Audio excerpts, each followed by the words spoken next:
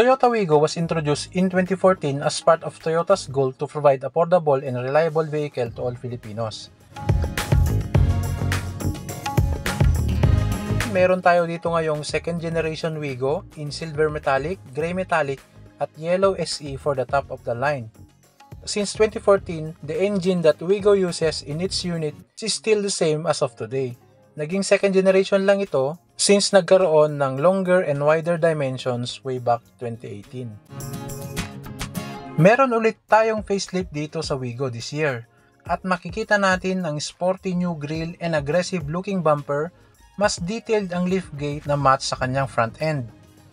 Napaka-class din ng LED headlights, up and down are all LED, even kanyang fog lights in vertical shape.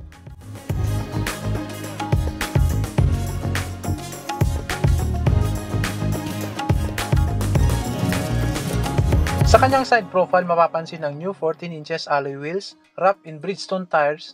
The braking system uses ventilated disc up front and drum to the rear. The ground clearance is still 160mm. May repeater sa side mirrors in G variant.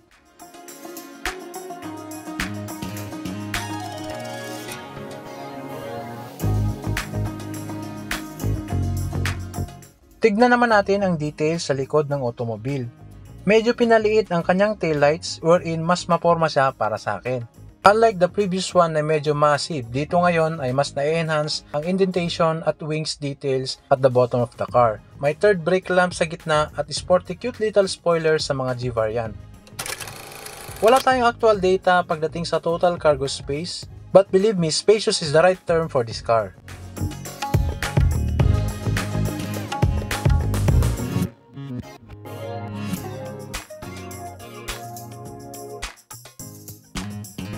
Tignan naman natin ang engine. The Wigo uses 1.0 3-cylinder inline, 12-valve DOHC with VVT that produces 67 PS at 6,000 at 89 Nm of torque at 4,400 RPM. The cool thing here is, according to Malaysia driving cycle, a 23 km per liter consumption is achievable in this car. Para sa comparison, yung current Toyota Wigo is consuming around 20 km per liter on the highway. Tignan naman natin ang details sa loob. Meron siyang new seat cover design with adjustable headrest. May mga bottle holder sa mga door at speaker as well. Kapansin-pansin ang more plastic accent sa kanyang dash. At the center is a new 8 inches infotainment system with Apple CarPlay and Android Auto. May analog gauges at small digital trip computer sa kanyang panel.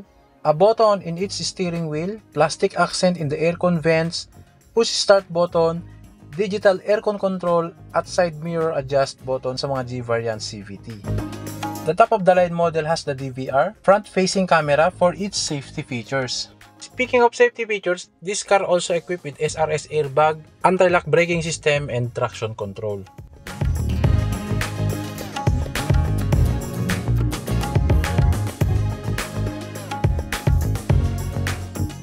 You will have this motor vehicle for just 729,000 pesos for the top of the line model.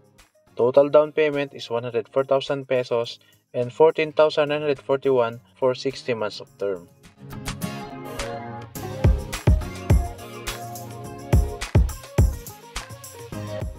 If you're looking for a small reliable car, you can visit their showroom here in Tuguegarao City or look for Miss Tera Gail Ponce for more details.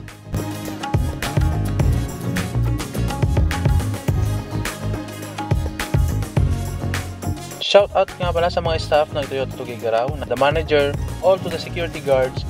Thank you for your hospitality, ma'am sir.